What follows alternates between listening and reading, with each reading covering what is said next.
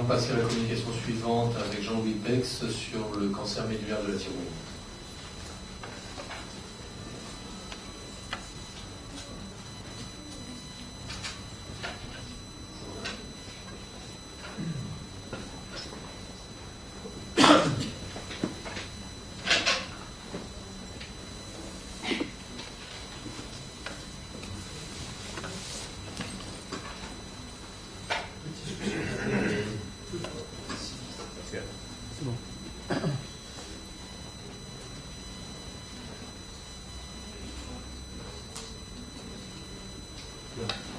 Je tiens à vous remercier de m'avoir demandé de présenter ce sujet qui est un sujet de chirurgie endocrinienne qui me tient particulièrement à cœur. Le cancer médulaire de la thyroïde, c'est un cancer relativement rare, puisque c'est moins de 10% des cancers thyroïdiens. Il est développé au décours des cellules C, cellules parafolliculaires, dont la spécificité est de sécréter la calcitoline, dont on verra l'importance pour la prise en charge diagnostique et thérapeutique. Ce cancer est aussi extrêmement intéressant parce que si les 2/3 surviennent de façon sporadique, au moins un tiers correspondent à des formes génétiquement déterminées, formes familiales isolées de cancer médulaire, néoplasie endocrinienne multiple de type 2A ou exceptionnelle de type 2B. Ces deux formes, sporadiques ou génétiquement déterminées, sont très différentes sur le plan du substratum anatomique. Dans les formes sporadiques, la maladie, la tumeur est unique, unilatérale, sans hyperplasie des cellules C. Dans les formes familiales, les tumeurs sont bilatérales, toujours accompagnées d'hyperplasie des cellules C, car l'évolution tumorale est due au passage de cellules C vers des foyers d'hyperplasie réactionnels et tumoraux, puis microcancer et enfin cancer invasif. C'est le continuum en immunohistochimie des différentes formes d'hyperplasie. L'hyperplasie véritablement tumorale en bas à gauche, puis le microcancer. Le diagnostic du cancer médulaire de la thyroïde repose sur deux examens essentiels et qui sont largement suffisants. Le premier, et de loin le plus important, c'est le dosage de la calcitonine sérique. Si toute élévation de la calcitonine n'est pas spécifique du cancer médulaire de la thyroïde, toute élévation très importante correspond en pratique à un cancer médulaire de la thyroïde.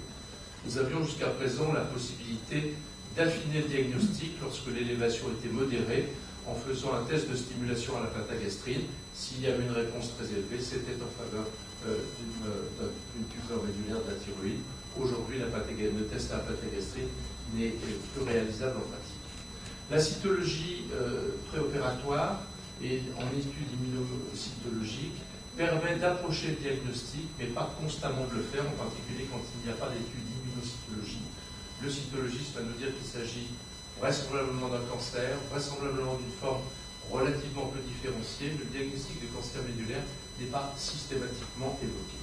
Et puis à visée pronostic, je retiendrai comme marqueur l'ACE, dont l'élévation, qui est tout à fait inconstante, est en revanche un facteur pronostic péjoratif important. Ce qui fait le pronostic de ces cancers médulaires de la thyroïde, c'est l'envahissement ganglionnaire. Et cet envahissement ganglionnaire, il est précoce et lors du diagnostic, il est retrouvé dans près de 80% des cas. Ces métastases sont déjà bilatérales dans 25% des cas et alors souvent associées à des risques de métastases. La présence de ces métastases ganglionnaires constitue et s'est retrouvée sur toutes les séries le principal facteur pronostic du cancer médulaire de la thyroïde. La guérison biologique, qui peut être évaluée par le dosage de calcitonine à l'issue de l'intervention, est obtenue dans 30 à 40% des cas lorsqu'il existe des métastases ganglionnaires. Dans près de 100% des cas, en l'absence de métastases ganglionnaires, lorsque la chirurgie a été une chirurgie adaptée.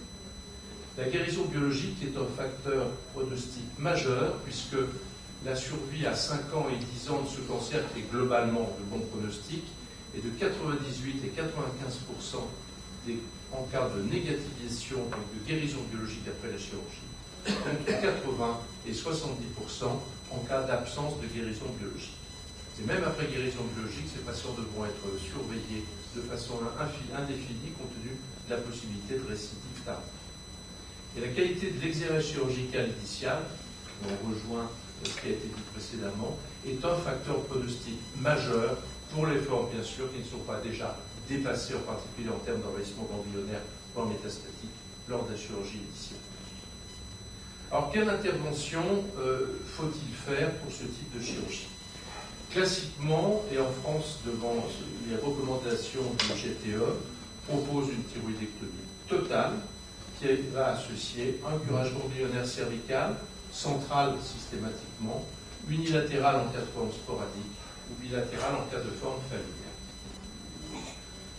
L'étendue du geste ganglionnaire, on tendrait à faire un geste le plus extensif possible, avec malheureusement une morbidité qui n'est pas négligeable.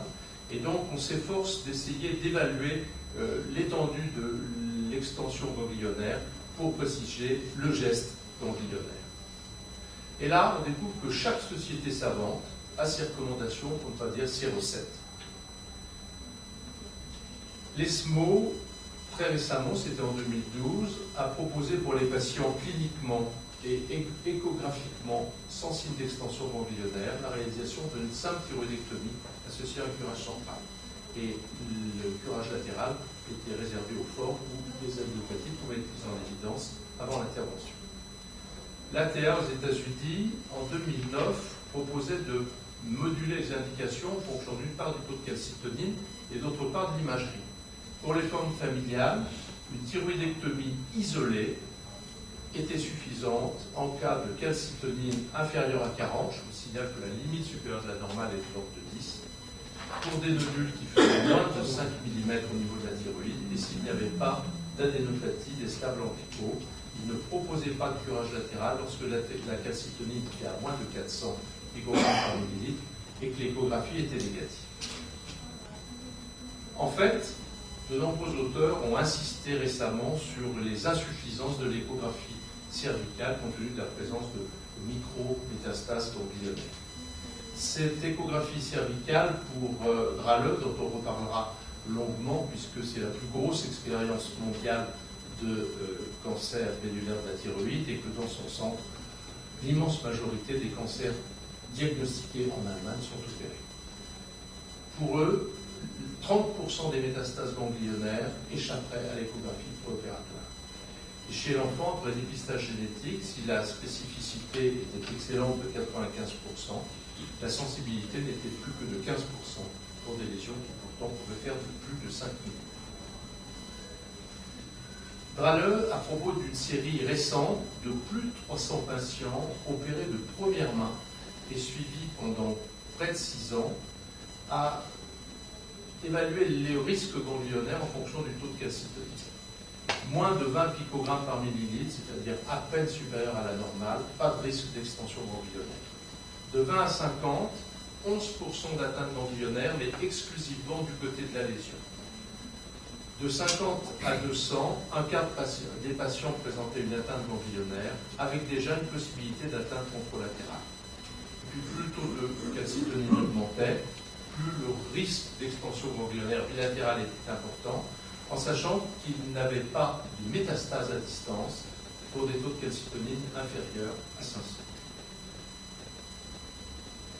Et corrélé à ce taux de calcitonine préopératoire, il affirmait sur ses résultats, avec 54 mois de recul, 100% de guérison chez les patients opérés avec un taux de calcitonine inférieur à 100, 80 entre 100 et 500, et progressivement, le taux diminuait pour être très faible au-delà de 2000 et sans guérison pour des taux de calcitonine supérieurs à 10 000. Donc, ils en déduisaient que l'indication des curages, pas de curage si la calcitonine était à moins de 20 picogrammes par millilitre, un curage strictement homolatéral, mais également du côté central et latéral pour des taux de calcitonine de 20 à 50, un curage central bilatéral et latéral homolatéral jusqu'à 200 et au-delà, un bon curage complet. Voici sur cette diapositive les données ce que donne un curage central, en particulier l'extension vers le bas, vers le tronc V2 innominé, qui est vraiment la limite entre l'étage cervical et l'étage médiastinal, même si l'on est déjà anatomiquement au niveau thoracique. Une fin de curage latéral. Le problème majeur qui se pose dans ces cancers médulaires, qui sont diagnostiqués souvent à des stades déjà évolués, nous l'avons vu, c'est les hypercalcitoninémies persistantes qui permettent, un mois après la chirurgie, de dire le malade n'est pas guéri. Le malade n'est pas guéri, mais cliniquement, on a le plus souvent absolument rien à se mettre, je dirais, sous la dent. Et là, il y a deux fausses bonnes solutions pour résoudre ce problème. La première consisterait à réintervenir systématiquement en disant on va essayer d'en enlever plus, de faire un curage plus extensif, ce qui amènerait à la réalisation de très nombreux gestes inutiles. La seconde, c'est l'abstention systématique, puisqu'on ne voit rien à réséquer, et là, on pourrait compromettre des chances de guérison, ou en tout cas de rémission prolongée. Donc la priorité dans ces cas-là, c'est de préciser si la chirurgie première a été adaptée ou non aux règles de prise en charge de ces cancers médulaires. Une récente étude américaine, qui date de 2010, montrait que sur plus de 2000 patients opérés d'un cancer médulaire de la thyroïde, 41% des cas n'avaient pas été traités conformément selon les règles chirurgicales. Dans bon nombre de cas d'ailleurs, tout simplement parce que le diagnostic opératoire n'avait pas été porté. Certains auteurs proposent des indications de réintervention assez larges avec la possibilité de guérison si elle est rare et surtout de forte réduction du taux de calcitonine dans près de la moitié des cas et qui s'accompagnerait d'une absence de récidive clinique et radiologique à 10 ans. Donc on voit toujours ce cancer d'évolution très lente. Pour Drahler, il peut y avoir un intérêt à réintervenir si la calcitonine avant la réintervention est inférieure à 1000 et si l'intervention initiale a comporté moins de 5 ganglions envahis, car en pratique on sait qu'au-delà de 9 à 10 ganglions envahis selon les séries, il n'y a jamais de guérison, quel que soit le nombre d'interventions. Et en cas de calcitonine supérieure à 1000, là encore, la réintervention est extrêmement discutable. Une seule guérison sur 76 patients dans la série allemande. Dans notre cas, très modestement, nous n'avons que 3 guérisons sur 35 patients et qui correspondaient les 3 à une chirurgie initiale qui était inadéquate sur le plan ganglionnaire.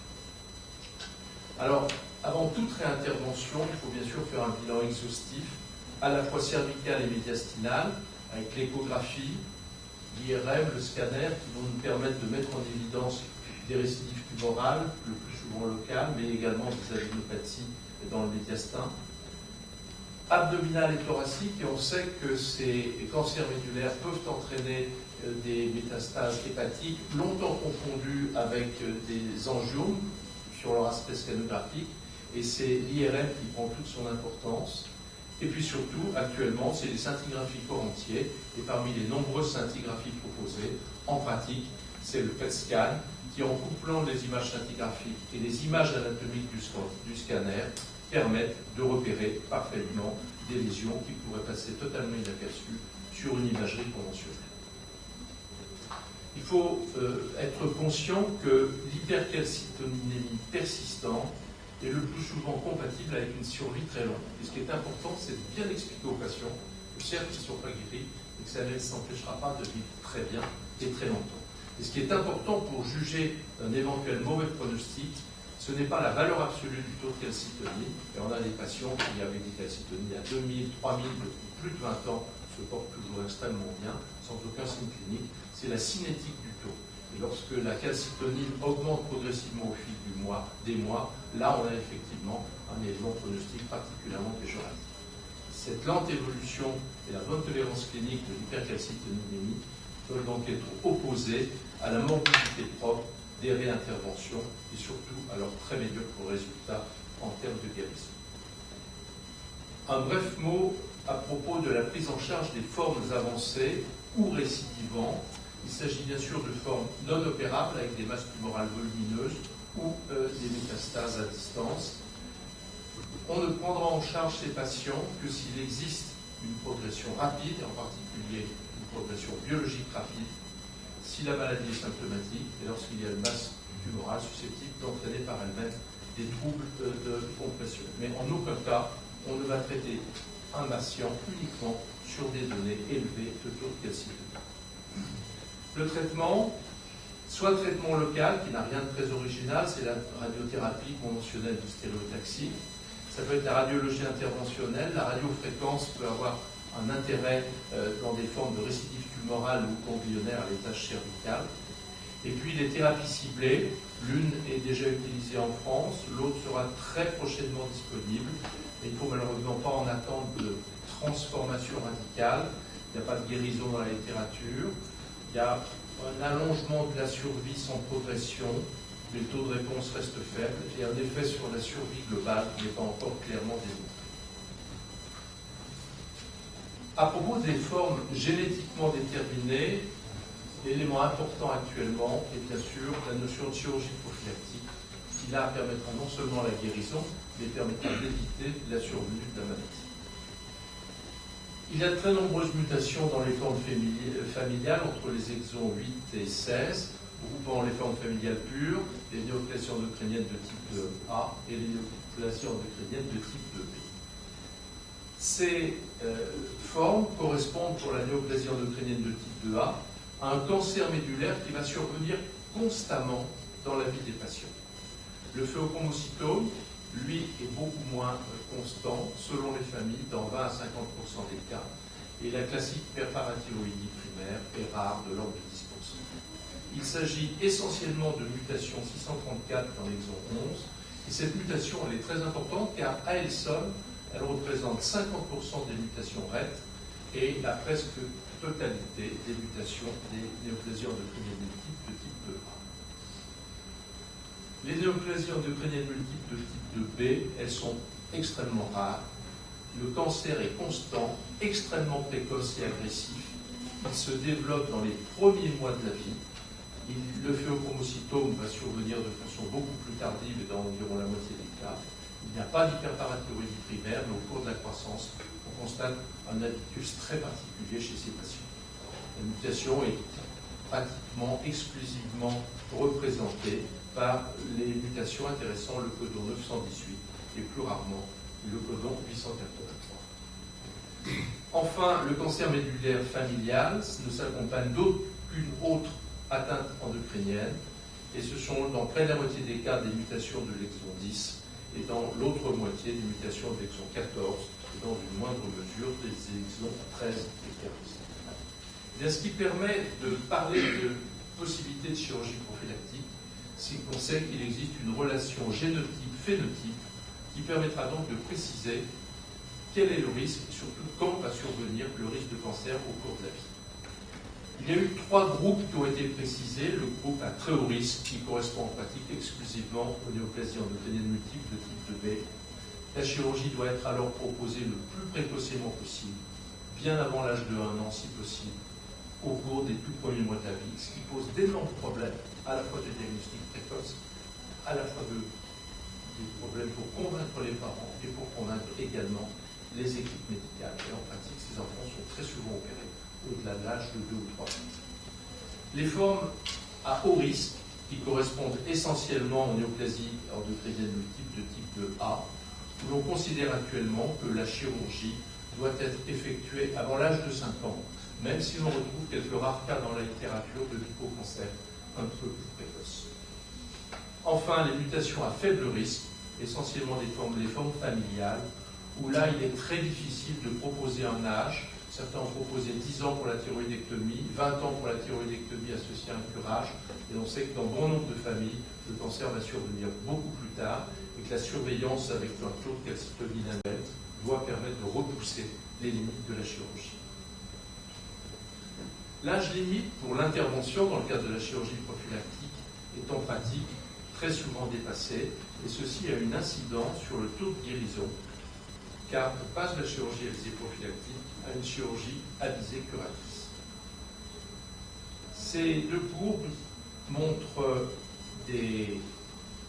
la survie sans récidive biologique chez des patients qui ont été, pour les uns, la courbe Dio, opérés dans le cadre de l'âge théorique limite, par exemple de 5 ans pour une NEM2A, et dans le deuxième groupe, qui n'a plus qu'une survie sans récidive, de l'ordre de 50% au bout de 5 ans.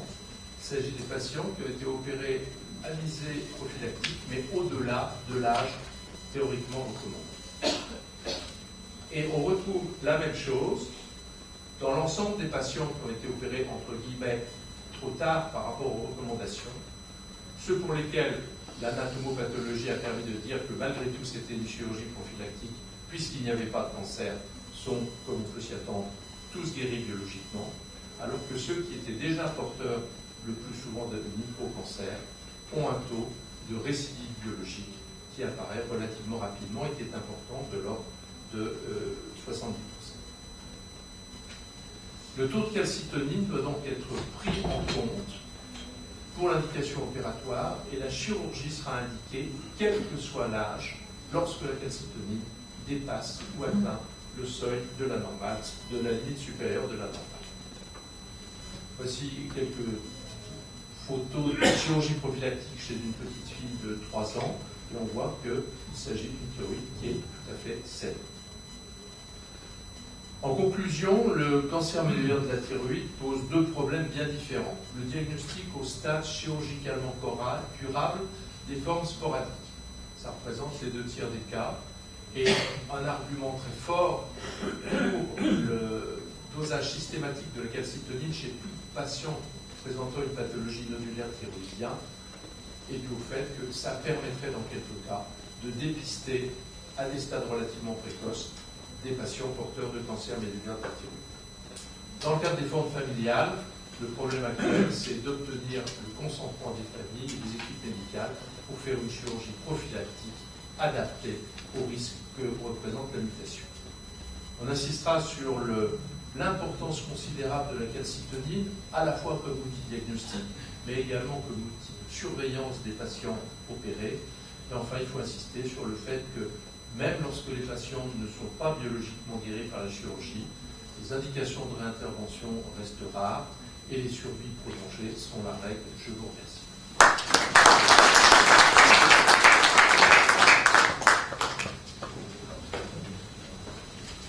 Merci beaucoup pour cette mise au point sur le cancer médullaire de la thyroïde. Est-ce qu'il y a des questions dans la salle ou des remarques?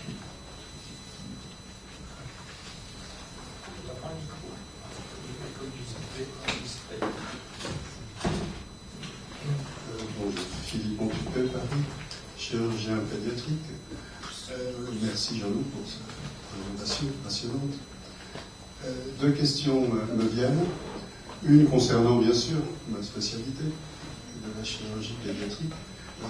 Cette question a en fait 2 orientations. D'abord, tu as dit que effectivement famille et référent, c'est-à-dire praticien, pouvaient être réticents à l'indication chirurgicale prophylactique, que ça mériterait une petite explication ou commentaire, et dire aussi quel est le mode de révélation, c'est-à-dire la localisation primitive de la MEM de A ou de B chez ces enfants. Ça, c'est la question du chirurgien pédiatre.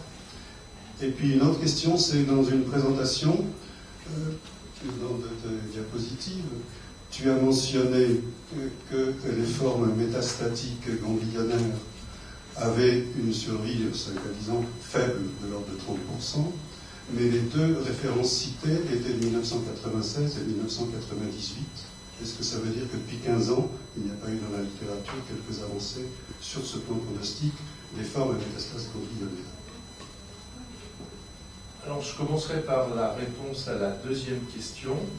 En 15 ans, il n'y a pas eu grand-chose de nouveau. Il n'y a pas eu de traitement chimiothérapie qui a transformé le pronostic. Il y a 15 ans comme aujourd'hui, ce qui comptait, c'était une chirurgie adaptée qui, dans les formes qui n'étaient pas dépassées d'emblée, permettait d'avoir une bonne HRS ganglionnaire complète. Pour ce qui est des enfants, dans les NEM2A, c'est toujours la même chose maintenant.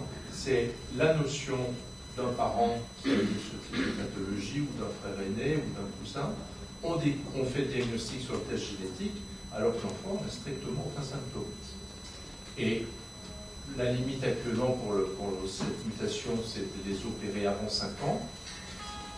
Les problèmes, c'est que certains médecins disent « Oh, ça va gêner pour la croissance de par la thyroïde, etc. » Donc, il y a des réticences multiples. Il y a des réticences multiples, et pas seulement de la famille. Merci. Frédéric Seban. Je sais pas, une question sur un cas clinique, on va dire, dans un contexte sporadique. J'ai un patient qui va avoir en calcitonine basale, on va dire 300 pgml, une calcitonine qui est significativement élevée, qui est N0 clinique, N0 échographique, qui est une lésion suprasymétrique. est-ce que vous allez donc curer systématiquement le compartiment central et le latéral? Et est-ce que vous pouvez modifier votre attitude, notamment vis-à-vis des ganglions, en fonction de certaines analyses extemporanées, sur la tumeur primitive ou sur les ganglions éventuellement? J'imagine qu'avec 300 dicalcitonines en échographie, on a une petite image. Je pose la question parce que j'ai une patiente opérée la semaine prochaine, vous voyez, je suis un peu embêté parce qu'elle a une échographie par notre échographie qui est très experte et on est en ganglionnaire 0, elle est très facilement examinable, cliniquement elle est ganglionnaire 0. Bien sûr qu'on fera une bonne exploration chirurgicale, c'est un minimum. Je pense que le central, elle va y avoir droit. Moi je suis plus interrogatif sur le latéral systématique pour cette patiente. Je ne suis pas certain qu'il faille aborder le compartiment latéral si on n'a pas de lésion évidente d'un côté. Et si le compartiment central ne met pas en évidence d'adénopathie envahie. Parce qu'on se garde un compartiment latéral vierge, et si la malade n'est pas le malade, la malade n'est pas guérie, à ce moment-là, on se trouve dans le cadre d'un malade non guéri avec une chirurgie entre guillemets inadéquate, et on pourra aborder secondairement un compartiment central qui sera tout à fait vierge et se donner le maximum de chances de... Très bien pour ta présentation. Je voudrais poser une question qui a un rapport avec la première du collège Madrid. Pour refixer, pour ceux qui ne sont pas hyper spécialistes, est-ce que tu peux nous dire quel est le chiffre habituel dans un centre expert? J'imagine pas que cette chirurgie prophylactique soit faite ailleurs. Le chiffre le taux de paralysie récurrentielle définitive ou lésion parathyroïdienne, qui est un des facteurs évidemment des réticences familiales. Une grande étude multicentrique française a montré que pour toute chirurgie confondue, le taux de paralysie récurrentielle immédiat est de l'ordre de 8%. Donc pratiquement la moitié ont une voie strictement normale. Dans le cas de la chirurgie prophylactique, les centres qui en font beaucoup vont en faire entre 10 et 15 par an, avec une motivation tout à fait particulière chez des petits enfants qui ont une thyroïde toute petite, mais des parathyroïdes d'élèves qui ont déjà la taille de mère d'adulte. C'est une chirurgie qui n'a aucune difficulté particulière sur un organe sain. Et s'il y a toujours un petit risque d'avoir une hypocalcémie transitoire en post-opératoire, je pense que là, on peut vraiment avoir un risque récurrentiel extrêmement faible. J'ai peut-être une dernière question. Je voudrais juste revenir sur le curage, parce que c'est un sujet qui pose problème assez souvent. Parce qu'en fait, comme tu nous as montré, finalement, la base du raisonnement, c'est la calcitonie préopératoire. Et finalement, dans la discussion, on voit que c'est aussi l'échographie. Puisque, normalement, au-delà de 300 de calcitonie, on devrait faire un curage central, latéral, bilatéral. Qu'est-ce qui prédomine finalement? Est-ce que c'est la calcitonine, c'est-à-dire est-ce qu'on suit les recommandations de Draleux, ou est-ce que finalement on va plutôt s'attacher aux échographies? Alors évidemment en tenant compte du fait que c'est avec un échographiste expérimenté, c'est-à-dire bon, ça c'est quelque chose qui est absolument fondamental, il faut une bonne imagerie pour ces patients-là en préopératoire. Mais que faire? C'est-à-dire qu'on est quand même mauvais en préopératoire pour savoir si le ganglion est atteint ou pas. On sait qu'il n'y a pas d'autre traitement que la chirurgie pour les guérir, biologiquement et donc en survie aussi. Donc finalement, est-ce qu'il ne faut pas avoir une attitude systématique, quel que soit, enfin en fonction peut-être du taux de calcitonine, et tenir un tout petit peu moins compte d'une échographie qui serait normale? Alors moi je crois que l'échographie n'a d'intérêt que si elle montre un ganglion, et un ganglion suspect. Et si l'échographie ne montre pas d'adénopathie suspecte, ça ne veut pas dire qu'il n'y a pas de micrométastase. Par conséquent, on reprend le guideline de l'équipe de Draleux en fonction du taux de calcitonine préopératoire jusqu'à certaines valeurs. On n'a pas de risque d'avoir une extension contralatérale. Au-delà d'une certaine valeur, on a un risque d'extension contralatérale qui, jusqu'à une autre valeur seuil, va rester dans le compartiment central. Donc c'est thyroïdectomie totale, curage central puis unilatéral, puis bilatéral en fonction du taux de calcitonine. Très bien. On va en rester là. Merci Jean-Louis pour cette excellente vidéo.